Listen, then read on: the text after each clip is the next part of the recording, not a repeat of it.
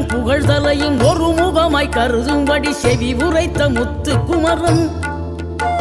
நீ வறுமையையும் வளமையையும் சமநிலையை உணரும்படி மதி கொடுத்த செல்வ குமரன் தடை 100 வந்தாலும் செயல் வெற்றியாக்கி தரும் தாராள குணம் கொண்டவன்